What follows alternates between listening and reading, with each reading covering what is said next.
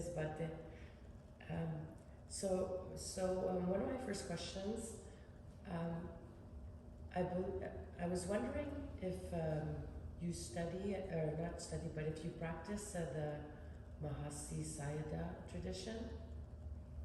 I started my practice by Mahasi Sayadaw tradition because that's the practice available in the Czech Republic. I'm actually from the Czech Republic, from Europe. And after following several retreats in that tradition in the Czech Republic, a little bit changed through the community of the teachers who were monks in Myanmar, in Sri Lanka, under a professor of psychology of the Czech Republic, who also was a Theravada monk in Sri Lanka.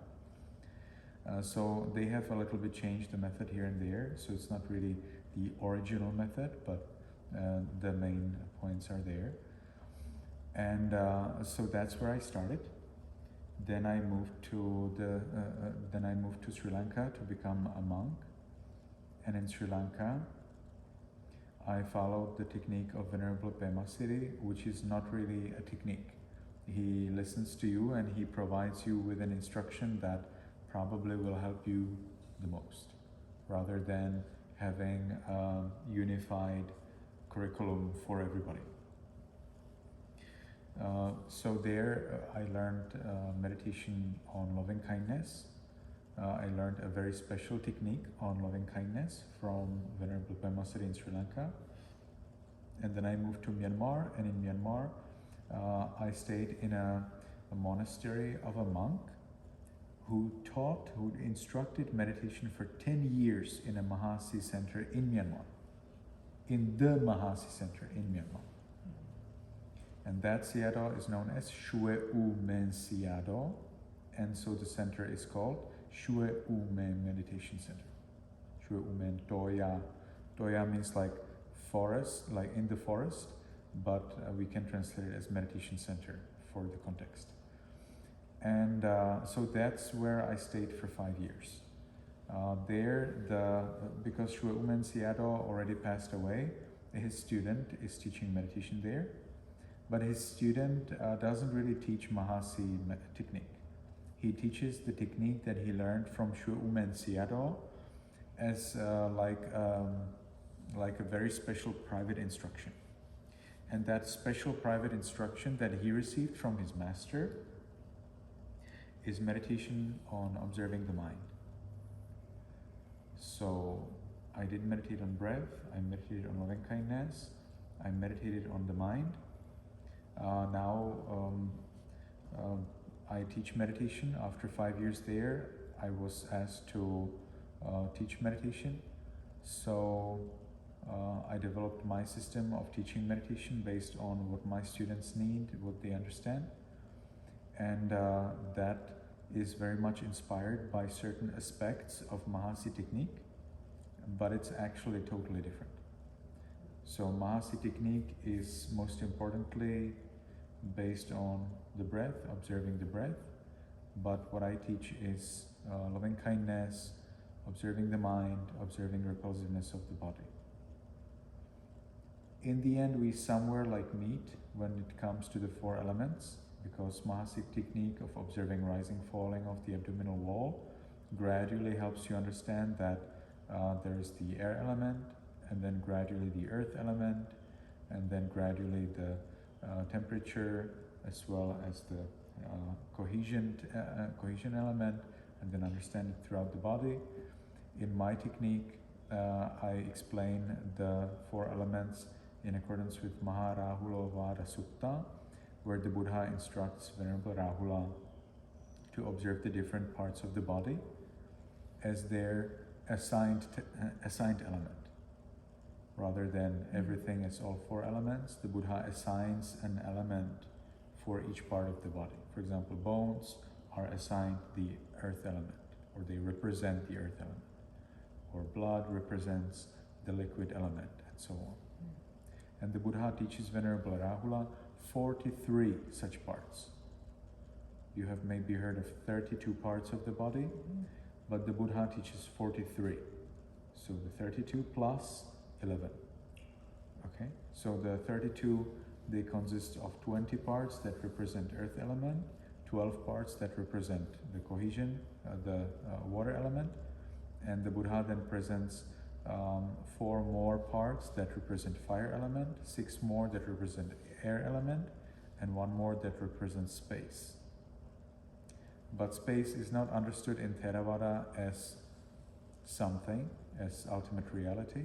It's understood as a concept because space is dependent on the things that delimitate the space. And therefore, traditionally in Buddhist meditation, we practice on the so-called 42 parts because we have the 20, 12, 4, and 6 for each of the 4 elements. So that's how I teach meditation, but I teach it only to those who have mastered loving kindness. And when I start teaching meditation, I first teach meditation on muscles, which is also a preparation for the meditation on the 4 elements. And then when the meditator achieves peace, then I help the meditator develop that peace for all other living beings, and thus master loving kindness practice. Then when the student has mastered loving kindness for all living beings, which can take several days, can take several months, that will depend on the student. Then I teach meditation on repulsiveness of the body, and when the student has understood the body as different from the mind, then I lead the student in observing the mind.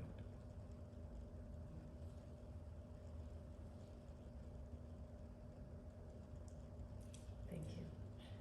Thank you, Bhante. Well, that answers my question.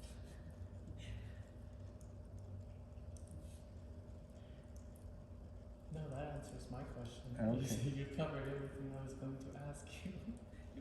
Bhante, do you mind expanding on observing the mind, how it's done? Because I'm used to the noting. What do you note? Thinking, liking, disliking.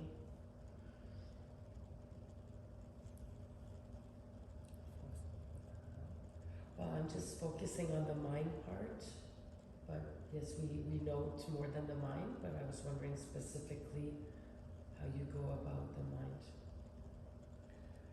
Sayadaw U Tejaniya, the student of Sri Umen Sayadaw, teaches observing the mind in general. So whatever is in the mind, you notice it. So if there's desire, if there's thinking, there's some memory or some mindfulness or loving kindness and so on, whatever, or pleasant feeling, unpleasant feeling, whatever is there, you're supposed to notice that. Sayadaw U Tejaniya doesn't really appreciate noting. He says that if you note, you won't have enough time to catch everything that's happening. And therefore, the students who come up to Sayadaw U Tejaniya and they want to note, they can, but Sayadaw U Tejaniya tells them that this could be unnecessary obstruction in their practice. So if they can let go of this noting and just observe what's in the mind, it's better. The labeling. So the labeling could be unnecessary like burden for the mindfulness. Because before you say the word in the mind, maybe something else has already happened. Therefore, I do not teach using these words in the mind, but the students definitely can. First, I like to teach students to follow the Sayadaw U Tejaniya's method, but the method has a problem, and that is that it's nowhere in the scriptures. The Buddha never teaches observing mind in general. Whatever is there, just note it. No, we don't have that. Whenever the Buddha teaches meditation on the mind, he gives specific lists of the things that can happen in the mind, and you're supposed to assign whatever is happening in the present moment one of the items in the list. So whatever is happening now somehow needs to fit in one of those items. something that Sayadaw U Tejaniya doesn't teach, and I see other teachers who teach observing the mind also do not teach that, but the Buddha teaches that again and again and again. So we are supposed to memorize that list, and then whatever is happening in the present moment, we need to understand it as one of the items in that list.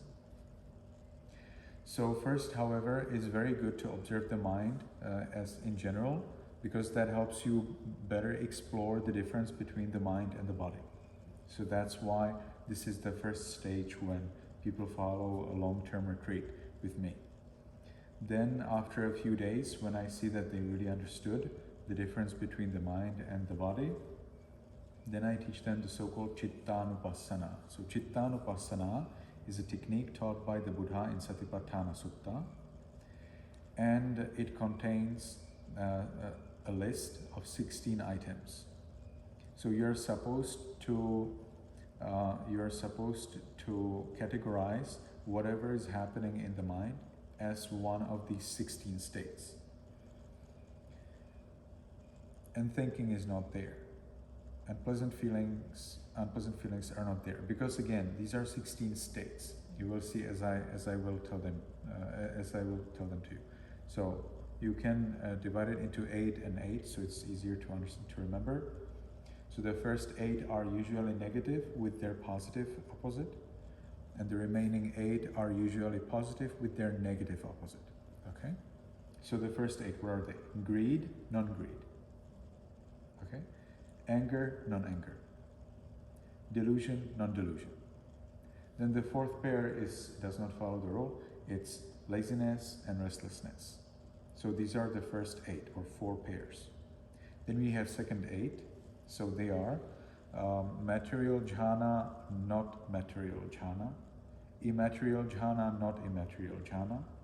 Then we have concentration, non-concentration. Liberation, non-liberation. So these are like this 8 pairs or 16 states. So I told you now all of the 16 states. Of course, it's more complicated because some mental states are really weird. So what is it? And that's where comes the interpretation, and that's better to follow a meditation retreat so you find out yourself how to categorize each of those mental states. And whatever happens in the mind, it somehow must be one of these 16. There is no way how you can say, oh, there is actually 17. No, that would be not following the instruction. And it's always like that. After the meditator is able to categorize their mind into one of these 16 categories, at least 70% of their meditation time. And I teach sitting and walking the same thing. So in Mahasi, you have for walking a different instruction, for sitting, different instruction. As for me, no. As for me, sitting and walking is exactly the same instruction. Then, when the meditator reports that they were able to categorize their mind at least 70% of their meditation time, the remaining 30 could be some thinking or not mindfulness or listening something or whatever else, it's no problem. Then I teach them the gradual understanding of the 5 aggregates, in this case the 4 mental aggregates, because they already meditate on the body at a separate time. And that first starts by learning how to distinguish the 5 aggregates. So the Buddha also in Satipatthana Sutta, in Dhammanupassana portion, he teaches the meditation on 5 aggregates in the subchapter called Khandha Padma. And there the Buddha explains that we are supposed to observe the arising presence and disappearance of the 5 aggregates. So because here the meditator is focused on the mind, they work with the 4, that's feelings, perceptions, intentions, and consciousness. Here we understand intentions and consciousness in the way how Burmese masters teach it, not in the way how Abhidhamma teaches it. That's because Abhidhamma is for deities, and the 5 aggregates explained to the deities are explained in a different way than how they're explained to monks. So the Buddha, when he explains 5 aggregates to the monks, somehow he uses a different interpretation. And that different interpretation is not famous. Even if you Google that sutta, the discourse, you will not find it. So weird, right? So you have like a discourse in the scriptures where the Buddha specifically instructs monks how to meditate, and you cannot find it in Google. It is the so-called called Sattatthana Sutta. So if you Google that, Sattatthana, if I Google that, I don't find it. But the Buddha specifically tells their monks, this is the way how you meditate, and then he explains how to meditate. How come that this extremely important sutta, where the Buddha gives instruction for meditation, is not available when you search it in Google? That's something I'm truly surprised. But it's not really a problem, because most of Burmese masters actually teach that what's in the sutta. They maybe don't even know that it's in the sutta, but somehow their teaching is perfectly in accordance with that. And that is that you take sankhara as intentions, the desire to stand up, to sit down, to see, to walk, and so on. And you take consciousness as the 6 consciousnesses: seeing, hearing, smelling, tasting, touching, thinking. So that's how the Buddha explains it in Sattatthana Sutta, how the Burmese masters explain it, but the sutta is not famous, and the masters explain it different from Abhidhamma. So it's a little mystery. But anyway, again, it practically doesn't matter at all, because the students, they get what they have to get. And this is also how I teach it. So when I teach students to observe the 4 aggregates, they observe feelings as pleasant, unpleasant, neither pleasant nor unpleasant. They observe perceptions as recognition of things. They observe intentions as the intention to stand up, sit down, or to think, to be mindful, to be calm, and so on. And the 6 consciousnesses. When the student reports to me that their experience, again, they have at least about 70% of meditation really spent on the instruction, then I gradually lead them to observe each of the 4 separately. So they spend about 2-3 days with feelings, 2-3 days with perceptions, 2-3 days with intentions, and then they spend some time with observing the consciousness. At that time, when they come to consciousness, they already are so well mindful of their mind. At that time, it's so clear to them what's mind, what's body, what are the 5 aggregates, and so on, that they are no more disturbed by some thoughts or ideas or worries or doubts or things. Because by then, they also meditated about 20 days, every day, 6 hours or more. So then I can teach the student something deeper. And the deeper is that when you observe the consciousnesses, if your mindfulness is really clear and you do not have any disturbances or ideas or worries or things like that, you can gradually go deeper and deeper in your mindfulness practice. You can, in fact, slow down the time. What you actually do is you speed up your mindfulness. So you actually see more things. We usually see more things, or we see faster when we are in danger, like when there's a car accident and so on. We feel like suddenly that 1 minute took 1 hour. And you can do this also in meditation if you get to deeper levels. For us, this is very important because we want to find out how reality works. And to find out how reality works, you will have to slow it down. Or, in fact, you have to speed up yourself. So the meditator then speeds up their mindfulness. That happens naturally. They don't try for that anything. And therefore, they can see deeper into the way how the consciousness works. And what they see is that all of their mind consists of arising, passing moments. If they can see that on a very deeper level, well, then they get liberated from the view of self.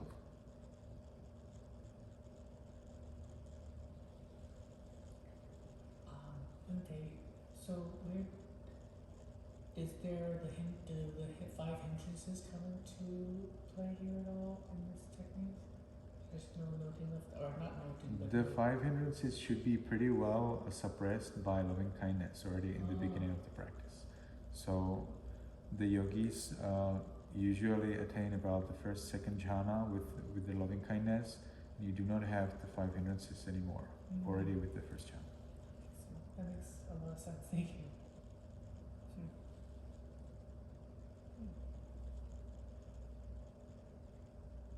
Thank you so much. How do you teach children this technique? I do not teach children on meditation retreat because meditation retreat is extremely dangerous. Many students, so far I believe none of my students, but I have heard many stories of many meditators in many meditation retreats getting mental disorder, and like a serious one, like that they end up with a psychiatrist and they have to take pills on that. So meditation, I generally like to teach meditation is something very dangerous, and all my students at retreats must be at least 18 years old. One more reason why they need to be at least 18 years old is that I believe that if they see that something's not right, they will leave from the retreat. Whereas if they are younger, they may not be able to understand the risks, as is generally understood that adolescents have less ability to understand and accept risks, and therefore they would not leave, in the safe time. So this is my assumption so far. It was very successful. I'm not aware of anybody who would have a mental disorder due to our retreat because of it or after that. But of course there are people who enter the retreat with mental disorders. We are developing a system how to have them confess before they enter it, and not after they enter it. Then we find out something is wrong and we ask them, so did you have this problem before? Yes, I did. And why didn't you tell us? No, I tried to visit a psychiatrist, but I don't have money for that, so I thought I will come here and you will help. So yes, many people have problems, mental problems. They think that they will resolve it at a meditation retreat, and sometimes it becomes worse. Some people have no problems, and also they come to meditation retreat and the problems start. So because I don't want that to happen to anyone, and because if that happens, I want to be free from too much liability, children are not allowed at my meditation retreats. But I do teach meditation to children online and offline, which is a maximum 15 minutes long. I never teach more than 15 minutes. We first start with 10 breaths. So if the children are like 5 years old, I do not teach under 6 years. So if they are 6 to 11, then I teach them first 10 breaths. So we sit down together and I say, okay, so now we will observe the breath. We make some decision, like from now on for 10 breaths, I will observe the breath without any movement. And then I count for them the breath, 10, and that's all.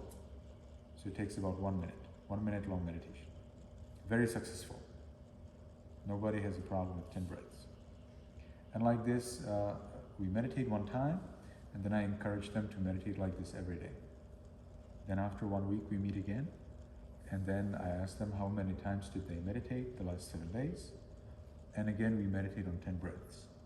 And then another week, they train themselves to meditate every day, to get the habit. Then after 2 weeks, I teach them 20 breaths. So now we count from 1 to 10, and again 1 to 10. It's me who counts, them who meditate. And then after they meditate like this 20 breaths, another 2 weeks, then I teach them meditation on breath for 3 minutes. So that's for another 2 weeks.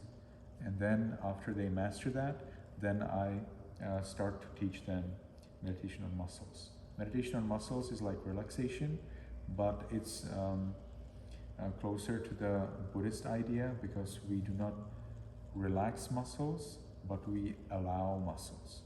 We allow the fact that the muscles have their heaviness and change. So heaviness here is the element of earth, and change is the characteristic of impermanence. And therefore, and moreover, meditation on muscles is included in the 32 parts of the body in that meditation practice. Therefore, meditation on muscles that they practice is very strictly according to the scriptures. One thing is true, that the Buddha never taught meditation on muscles like that. But the Buddha did teach breath like that. So you're observing breath as the element of air, Now we are observing muscles as the element of earth. It's all within the 42 parts. So it's actually perfectly fine. So then I teach the students to observe so they gradually allow the sinews and muscles all around the body from top of the head to the tips of the toes as one cycle, gradually. And that's all. That's about those 5 minutes. So then again, they meditate these 2 weeks, and then we move on to loving kindness. So for another 2 weeks or later, that depends, I teach them meditation for 7 minutes. So there they do again 5 minutes meditation on muscles. And then when they come to the tips of the toes, they allow all of the body to be changing. So muscles, sinews have heaviness and changing. Now when they come to the end, all of the body is changing. Okay. Then when they allow all the body to be changing, well, then they allow things as they are. It's letting go. And through this letting go, there's no stress, no worry, no troubles. And that's where they achieve peace. And they really achieve peace. I let them to actually mark their experience from 0 to 10. And many of them have like 7, 8, 9. Some have also 10. Even those preschoolers, like 6 years old, 7-year-olds, they're really successful with meditation on muscles. And then after that, when they achieve peace, then I lead them to allow this peace to all beings in the world. So they then recite in their mind, may all beings, including me, be in peace. So this is like the basic curriculum for meditation practice. Most of my courses, however, consist of reading books, writing notes, and then sharing the notes with others. So I assign to the students reading certain pages. They read that in their free time. They need to copy a sentence or two that they like there. They need to post it in Facebook, or their parents do that. And then during the class, they read their note.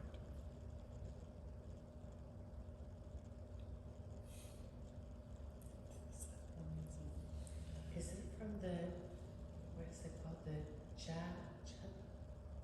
Ajahn Chah. Are you talking about Ajahn Chah? It's like children, not the Dhammapada, but aren't there like more like children's stories? Is it Jataka? Jataka, I see. Is this what they're... No, Jatakas are coming in the second year. So I'm responsible for over 100 children. I have 6 classes. Actually, I have 7 classes, but 6 grades. And these seven classes, or 6 grades, each grade has specific curriculum that I have assigned. I have been teaching children for about 4 years. So now the system is very crystallized. It's like pretty well developed. So in the first grade, they just read some book with interesting activities for children that are related to Buddhism. Then we discuss the Buddha's life. It's a kind of like preparation where I teach them how to recite the 5 precepts, what are the 5 precepts, what are the 3 refuges, how to meditate, how to sit in meditation properly, and so on. So very basic.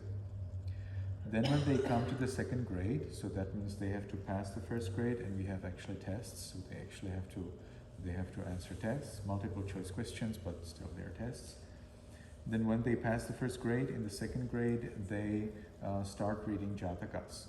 For the second and third grade, they read Jatakas.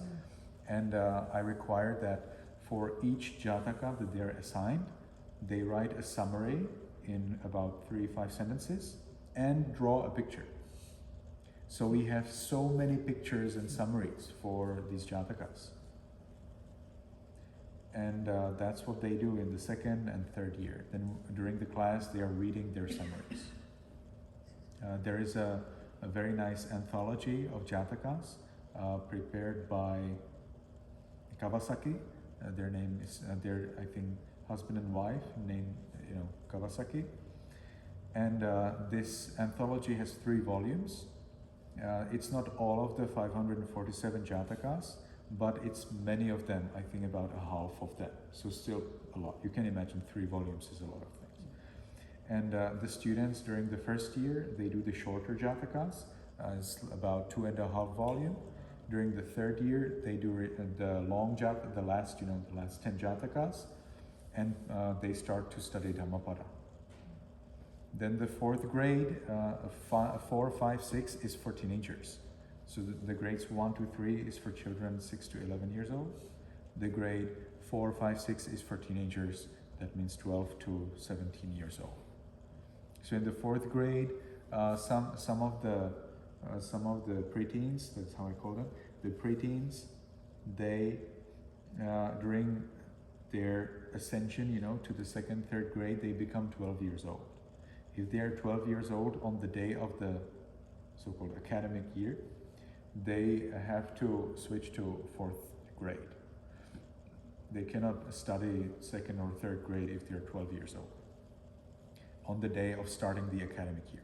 So then on the fourth grade, they basically repeat a lot of things that they learned in the first grade. They need to learn how to recite the 5 precepts, what is the 3 refuges, why do you follow 5 precepts, how do you meditate. So these things are the same, because some of our new students already are 12 years old or 14 years old. But some of the students previously did first, second grade, and now they're 12, so they move on. And in the fourth grade, because they're teenagers, I also want them to understand better adults, and for me as an adult to understand them. So for that, I have selected a book, which is not Buddhist book at all, but I believe it's very helpful. It's called The Teenage Brain. This book is written by a neuroscientist, and the neuroscientist explains the dangers and the challenges that teenagers have during their life. It's, I think it has about 200, 300 pages. So that's something that they read in the second half of their fourth grade. The first half, they read the Buddha, what's that called? From Valpola Rahula. It's the most famous book, probably the most famous book about Buddhism. Sorry? That's right, nice, thank you. What the Buddha taught. And yeah, it's the most famous book in the world. You all need to know. Of course. So Several copies. you already, yes, very well. So that's what they have to read. Every week they have to read 20 pages, about 15, 20 pages. And so after about half of the year, they have it done, read. They need to select their most favorite sentences, and everybody needs to post, in Facebook. We make a post for each homework. So there's a post, there's homework, and then as comment they add what they did as homework. And then during the class, we have like assistants in our classes. And these assistants, they share the screen with this Facebook page and Facebook group page, and the students, they read their homework. The assistants actually select 3 of the students to read the homework, and they read it for all others. Then after they finish reading the book, What the Buddha Taught, then they read this, The Teenage Brain. Then if they can finish The Teenage Brain before the end of the year, there is a third book to read, and that's The Buddha in Your Backpack. Have you ever heard of it? That's not so famous one, but it's definitely helpful because it's specifically written for teenagers who are interested in Buddhism. It's written in a very casual style, very casual style, but I believe that for some that may be more accessible. We do not manage to read it all during the fourth grade, but at least as an encouragement to read it, it's there. It of course discusses yet again challenges of teenage life and how to resolve them in with respect to the Buddha's teachings. Then for the 5th grade, they start to read. For the 5th grade, yes, they read the Buddha and his teachings. There is a new version of the Buddha and his teachings. It's called The Life and Teachings of the Buddha by Alan Bomhard. And this is more or less copy of the Buddha and his teachings, but it's double. It's expanded to have double the size. And the students have to read these 800 pages during that 1 year, during the 5th grade. But by then, they're already used to reading, used to this big homework. If I don't know whether they use it, but I have made my notes from that book. So if they do not manage to read those 20 pages, they can actually read my notes, which are of course maybe 1-2 pages for that. So I understand that some weeks may be challenging, so they can at least read my notes from that portion and do not get debt, because when the students get into debt, it's very hard to repay. I mean, if they miss 1 week, 2nd week, 3rd week, well, then it's 60 pages, and they would have to start reading from a weird place, and they don't know what was between. So at least we have resolved it like this. So that's what they have to do. So they study 800 pages. Every 5th class, they have a test from those pages. But actually, it's the test from my notes. So it's not so much. Then for the 6th grade, then they read the Dhammapada. So the 3rd graders, they read Jatakas, and then they continue to Dhammapada after they finish actually most of the Jatakas. The teenagers, they start to read in about the 6th grade, and again they make summaries. I don't ask them to draw because I see that they don't draw, but for the children, they're enthusiastic and they draw. And some of the drawings, they must take them at least about 1 hour to draw. So I say, hey, if there is a cat in the story, and you write and you draw a little circle with 2 triangles and 2 eyes and mouth, it's enough for me as a drawing. But no, they spend so much time and they make beautiful, elaborate drawings.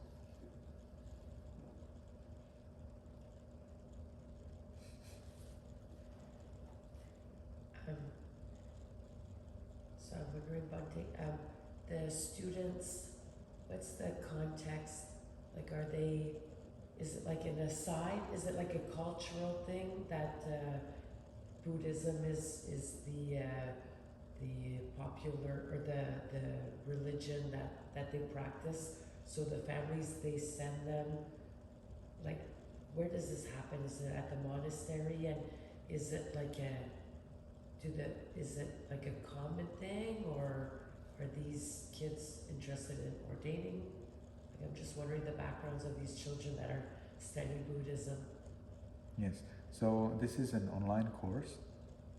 It's always online, wherever I am in the world, as much as possible, I connect. If I could connect to Zoom from airplane, I would teach even from airplane. One time I was teaching from a boat in Vietnam. So wherever I am, and I did teach from airport, yes, waiting for an airplane, teaching kids. So wherever I am, I can teach. We have set up, of course, our time. These kids, anybody actually can come for that course as the kids. So when parents find out that there is this opportunity for their kids, to learn 5 precepts, learn about the Buddha, Buddhist tradition, culture, and so on, then the parents contact me or one of our assistants. We are like a group, me and my assistants and organizers, who are taking care of creating the links, taking care of the Zoom groups, and sometimes talking to the parents, resolving problems, or preparing the new students who came later after the admission time. So those new students, they have to do all of the previous homework and all of the previous tests. So when they come, they know what the others know. So the new applicants, they need to contact us. We send them application, they fill in application. After they fill in the application, we then assign the student either to grade 1 or to grade 4, and we add the student into our attendance sheet. And then one of the assistants takes care of the student, teaches the student what is the homework to be done, what are the tests, and so on. So the student catches up with the class, and when the student is ready, then the parents, they get access to our Viber group, because we use Viber, it's like WhatsApp, but we use Viber. They receive access to our Viber group, And then in the Viber group, we send them, all the news, like the link for the class and homework and recording of our classes. We make private recordings from all classes. So if students miss out, they can watch the recording. And if there's like test is coming up, so I send them the test and the information, and I send them the document which they need to prepare, which they need to read to prepare. And then they follow. They just come to the Zoom meeting. It's in Zoom, and they learn. At this moment, we have only 2 races. Races doesn't exist, but whatever. So we have only 2 races, and they're Vietnamese and Burmese students. So we do not have, so far, we do not have any students who would have no Burmese, no Burmese ancestry or no Vietnamese ancestry. All students have either Burmese ancestry or Vietnamese ancestry, but they're from like 10 time zones all around the world. So we have students from Canada, from the US, we have students from Vietnam, from Myanmar, from Singapore, New Zealand. I think now we don't have New Zealand, but we definitely have UK. We have, what else do we have? Yes, and we have probably some others, but I can think of that. We have students from various time zones in the US as well.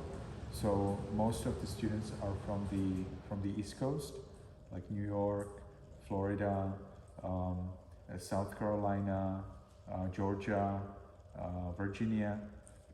Many students are from California as well, and some students are somewhere from the between as well. So that depends, because the Burmese people are like one huge family. So when they learn about this opportunity, they share it with others. The parents, they share it with other parents that they know, and they share it with others and others and others, and then they apply, and so that's how the kids get to the school, to the course. The same thing is with the Vietnamese. The Vietnamese are also like one big family in the world. So when they learn something nice, they like to share it with others, and they have their friends, all around the world. So that's how it happened. But it's all in English. No. It's in English, you said? It's in